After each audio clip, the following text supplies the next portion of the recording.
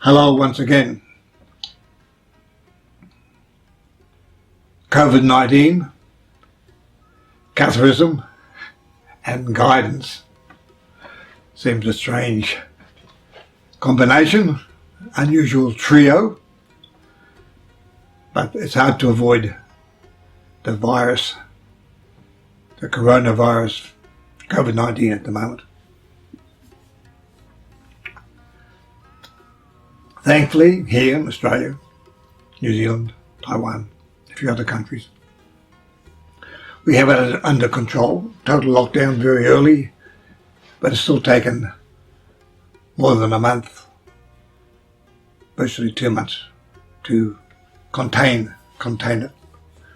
But today there was actually no cases at all throughout Australia, and New Zealand's been like that now for 3 weeks.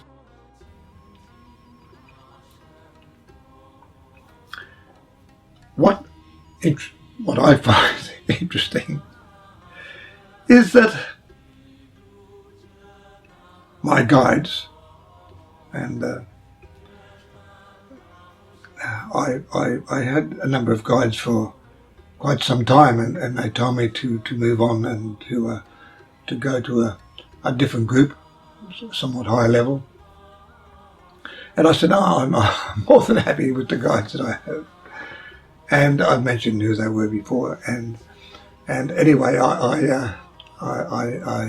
had a bit of a boot, and I had no choice but to move on. And so I have 2 other guides, and it's a little bit different, but it's good.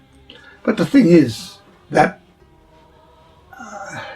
I'm not religious. I don't like religion. I mean, religious people, sure, people have their religions, but I've got no time for religions. I don't think religions have served humanity, any of them, some worse than others, over the last few thousand years. I certainly have no the efficacy of prayer. Forget that. I can't see that working at all. I believe in good works. I think, people should be doing things, kindness, caring, and the humanities. The Cathar idea of humanities, which is in tune with the United Nations Charter of Human Rights. It could be pure Catharism. The liberty and the of the individual. The individual happiness of the individual. The freedoms of the individual. But they give me this. They give me information, and quite a lot. But they talk to me about COVID, so I'm going to pass on some of that information to you now. All of it has been put down in a book and timelines.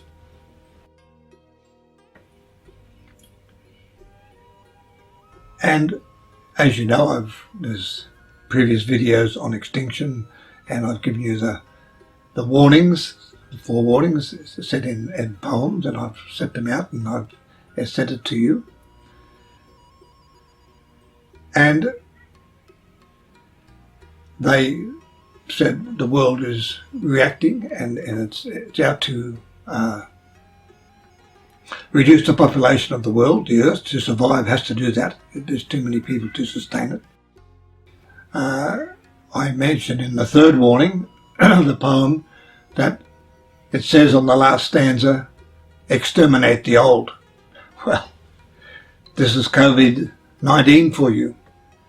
It eliminates 65%, pretty much, are people who die from it are over 65,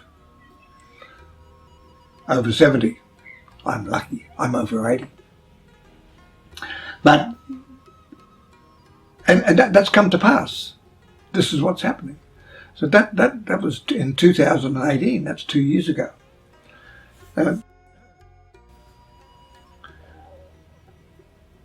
So, what I find interesting, and I'll give you this information, but before I do that, I find Gnostics, we're like the meat in the sandwich. The tasty bit in the sandwich, I'd like to think.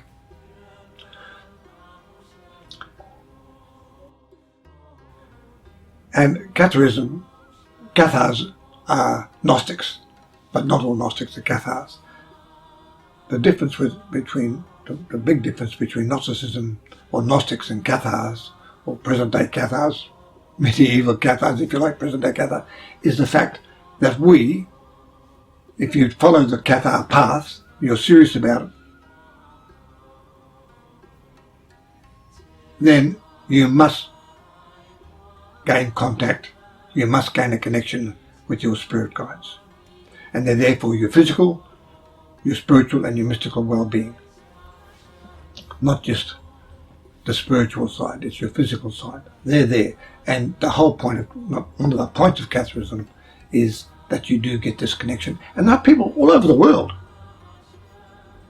who are in their own way, along their own journey, individual journey, are treading the Cathar path as best they know how to, all subject to change as we gain knowledge. So we Gnostics and Cathars, we're the meat in the sandwich, because over here we have our religions, doesn't matter which one it is, and they're cementing our mind into their truths, which arrived for them 2 millenniums or a millennium and a half ago. And they're trying to keep you contained within this particular thing here. And anything that doesn't contain in that, people like me and various things, where something to do with the devil or whatever, demons or who knows what, they've all gave us our various tags. And over here, on the far right, we'll say, we have the atheists. And the atheists say, no, if it's not scientific, forget it. If you can't prove it scientifically, then it either, well, we don't know about it, or maybe it doesn't even exist. So these are both caught within their own systems. They define themselves and they're caught within that definition. Religion over there and science over there, juxtapositions. And science the same. If it's not, oh, that's not scientific, that's not scientific. And they've caught themselves in this little nest egg over here, this nest egg of the mind. The Gnostics, and we Cathars, hey, all we want is what's actuality, what's reality, what's the facts. Don't tell me that you can have your truth and you can have your truth, but we want to know what's the facts of the matter. And we don't care where it comes from. If religion can give us some of that information, great, we'll take it. If science can give it, great, we'll take that. We'll take it from anywhere. If we can get it from our mystical systems, from our guides, yes, we'll take it, because we're out to know. Knowledge is what we're seeking, and we don't care where the knowledge comes from. And the other thing is, we will adapt and change and twist and weave and move on and evolve according to the knowledge that we have at this present moment. So we're fine. We're not stuck. We're liberated. We're not atheists. We'd probably lean more towards atheism if we didn't know about guides and the mystical things. But we're not caught up in the guides of the God of the Bible or the Quran or this type of stuff. That's great. And it's for those people. That's their life. That's what and that's wonderful. But we're not. But if we can take something from that, yeah, we will. So here we are. We're the meat in the sandwich, and I think we're the tasty bit. Because we're not contained. We're liberated. We can think that, think this, and also within the Cathars and Gnostics, we don't have to agree either, because we're on different journeys within that parameter, that paradigm. We're still moving along in our own individual journeys, and so therefore that's our knowledge is up to where we're at any particular time. So, to put myself out on a limb, as Shirley once had that wonderful book, she Out on a Limb by Shirley MacLaine, the actress. I wonder what's happened to Shirley MacLaine. What an interesting person. And she put herself out on a limb by talking about her spiritual journey. That takes guts, courage. And this was 40 years ago. So, this is what is some information that I got from my guides. And I'm saying it. And we've had the warnings through poems. I've put them up on one or two videos previous extinction. But this is what they're telling me at the moment. And then we can check what actually happens. This COVID-19 will be around for the next 10 years.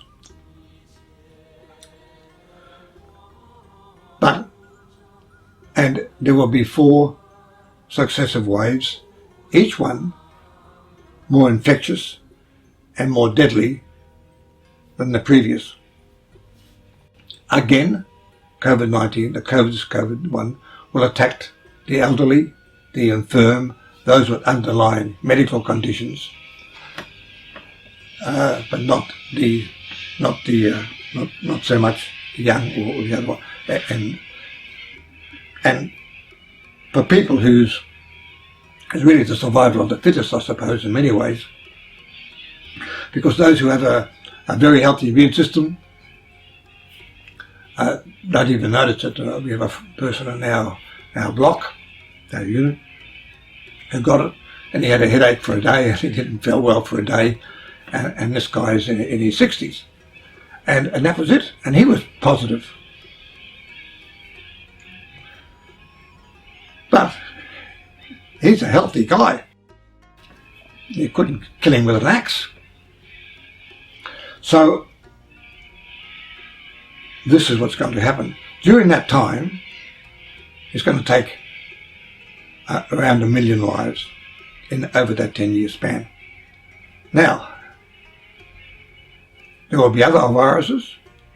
There will be a future virus, which will emanate from the north of Europe, and I'm told Russia. An interesting little thing.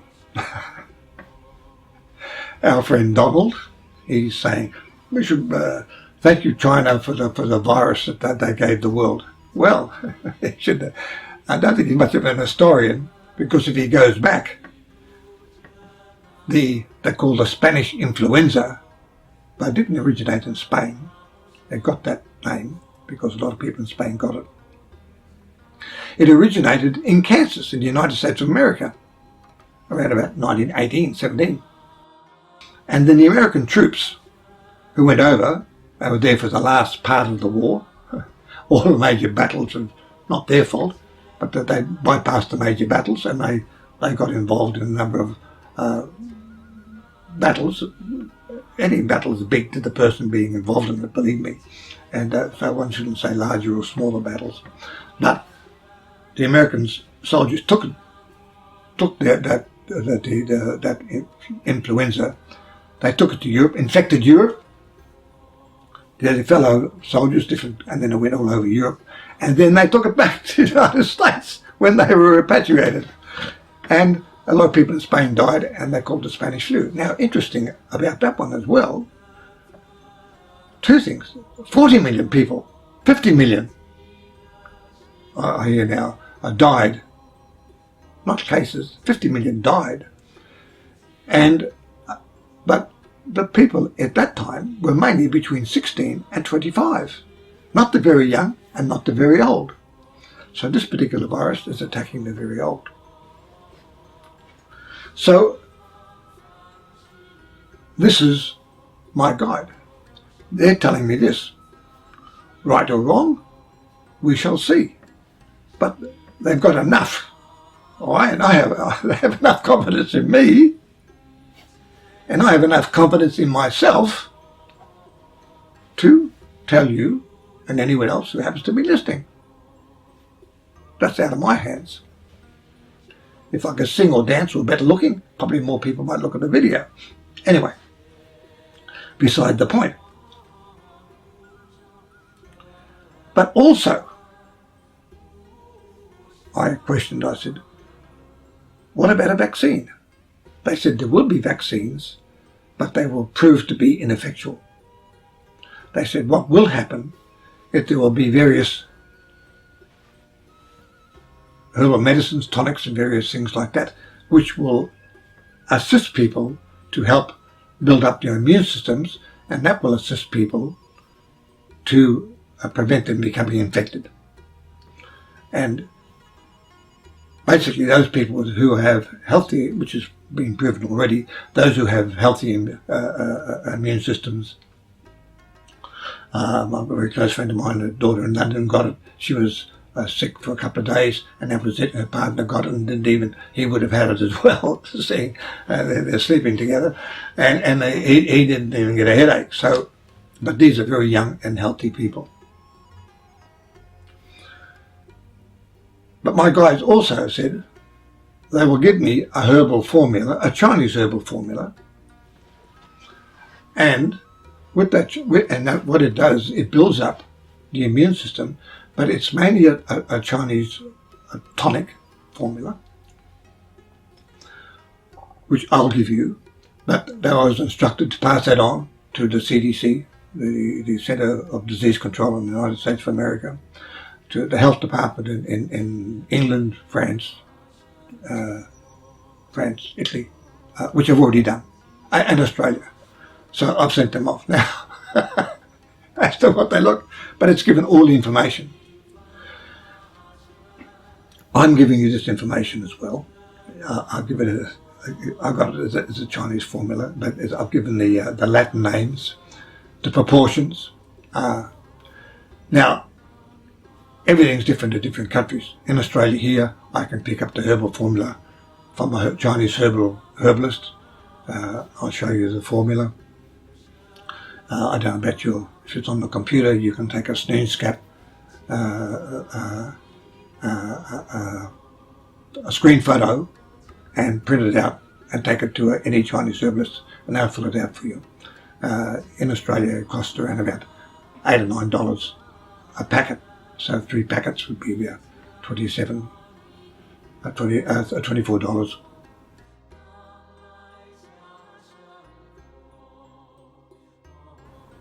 Now with that, with Chinese herbs, the normal system is you get a pot or a coffee pot, something like that, but not metal if you can, and then you put 6 cups of water, and then you bring it to the boil and reduce it down to 3 cups, pour that off, keep it, then you fill up with another 6 cups of water, reduce that down to around about 3, and pour that off, then mix that with the first lot, and that's your mixture, and then you take, just normally, and it's a good tonic anyway, quite apart from the COVID-19, and you drink that one cup a day. If there was a virus going around, I'd certainly go 1 cup 3 times a day, 1 or 2 days, and then after that, just 1 cup a day. That's very difficult for a lot of people to, because Chinese herbs are not readily available, but also these days they have granules, and the companies that I've dealt with, they're imported from Taiwan, and they're very high tech. And what they do is actually take the formula, or you can buy it either as formulations. This is a typical one. Here's a kidney one. That's about the size, or anyway. This is then there's other ones, smaller ones, which is 100 grams granules. There's 10 herbs in the formula, so that meant you'd have to buy 10 individual herbs. The proportions are, for the 3 main herbs, the top ones are 2 parts, 1.5 parts, then for the other 7 it's just 1 part. If you just usually take a tablespoon out of each one, 2 tablespoons and 2 tablespoons, 1.5 tablespoons, and then 1 tablespoon for each. And if you had more a level tablespoon that would end up with about 100, 105 grams altogether.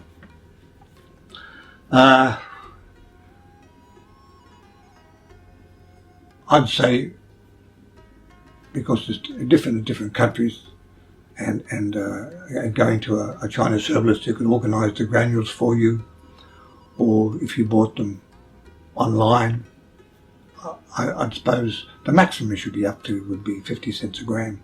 So virtually it's 50 cents a day on a normal dosage. Now, fair warning, disclaimer if you like, these herbs are a tonic. You can take them over a long period. They're herbs that have been used for thousands of years. In most cases, not every herb, but there's no herb that's not in this formula that hasn't been used for 1,000 years in China, with no adverse aspects, provided they're taken in that ratio that I'm giving you. Because anything can be dangerous. Even oxygen is dangerous. We can't live without it under the wrong conditions. So, but you do not take this formula, even though it's a tonic, if you're taking antibiotics, because you'll know within a couple of hours, hey, I shouldn't be taking that. It's not going to, shouldn't hurt you, but you'll know you'll get nauseous and probably a headache or something like that. So that'll give you a warning straight away. But you don't take it if you're taking other medications. And apart from that, how do you know which one's working if you take this medication and that medication? So definitely they're contraindications. Do not do that. But they're there for everybody, and it's for you to avail yourself of that. And what it does, it's simply building up your own immune system, specifically that which affects the blood and the heart. Whereas most flu things, viral things, tend to be for the lungs and so forth. This is not a lung formula. It's not a cough formula. Even though the thing that kills them in the end is usually pneumonia. That's a bit more than a cough. So,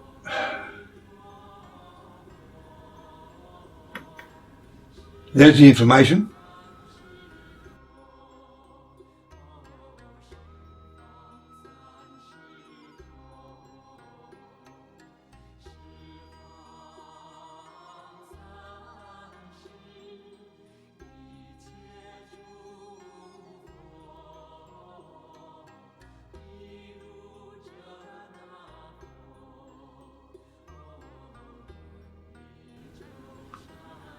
My point is,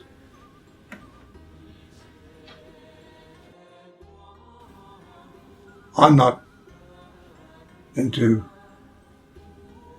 the normal deities, the God of the Bible, Mary Virgin, Jesus Christ. I respect them, but they're not part of my life.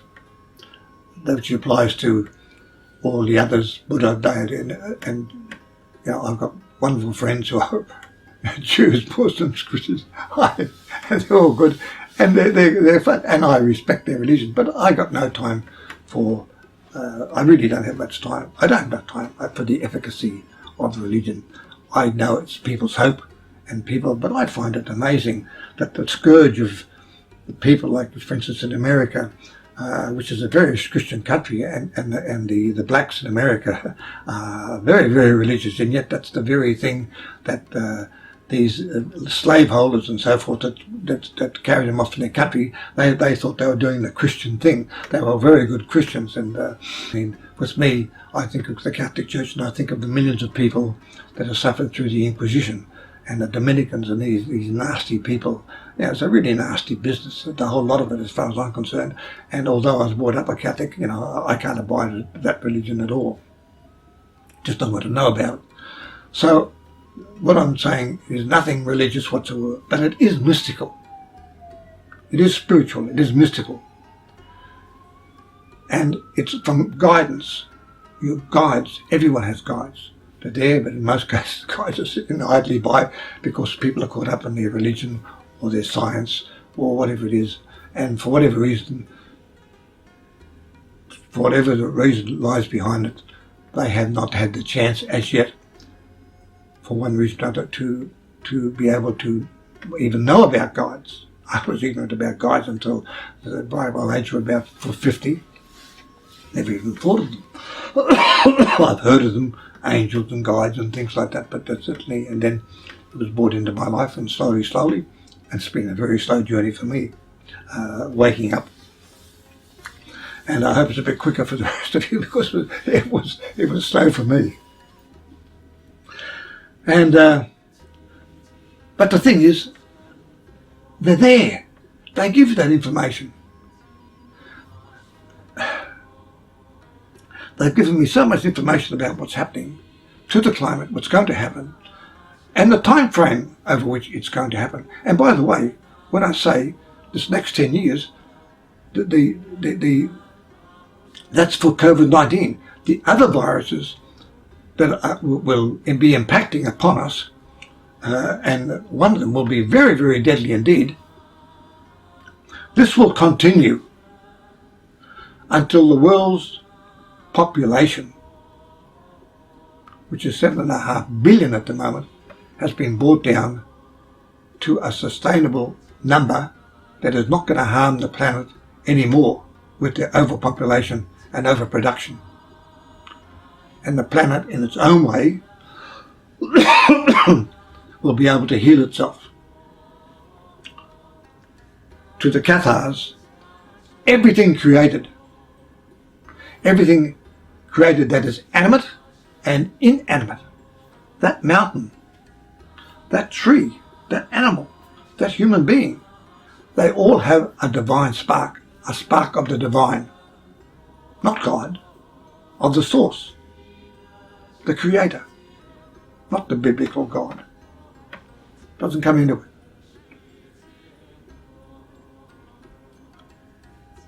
Everything has a consciousness.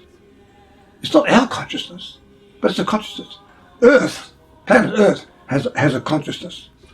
And Earth, the environment, it cannot continue as it is with overpopulation and overproduction. It is simply destroying it. So the Earth's soul, the Earth's consciousness, or call it what you like, it is rebelling.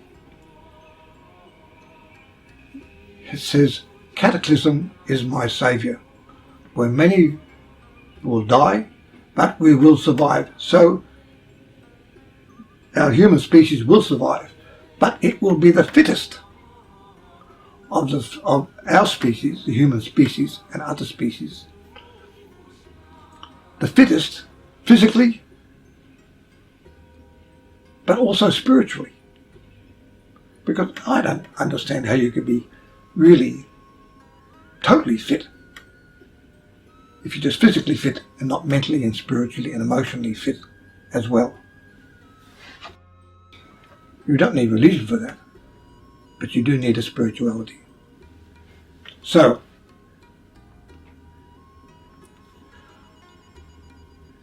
the thing is, we have the Pope. He is God's representative on earth. Why can't he give us what we can do about the virus? Isn't God listening? We've got these other sheikhs, imams, all these different people, rabbis, long beards, very wise people. Debate with them. They're very clever people. All these people, they're not stupid. They're no fools. But where's the information? Why isn't there deities and their saints and angels and everything? Why aren't they giving us information to save those people? We Cathars, we're a small bunch, but at least we're getting it, and I'm telling you, and it's there for all to see, and there'll be more later. Time frames, and you can check it out. It's not my cat is blacker than yours, but I don't understand. If you had that power, God's representative on earth, and the Vatican, and the palaces, and the robes, and the gold, and the people, and all those people, all this power, but you can't give us a tonic that's going to help us with COVID-19. Can't tell us what to do. We can pray, My hands go up, they go up to wash them, not to pray. Enough. Thanks for listening. Talk again. Bye for now.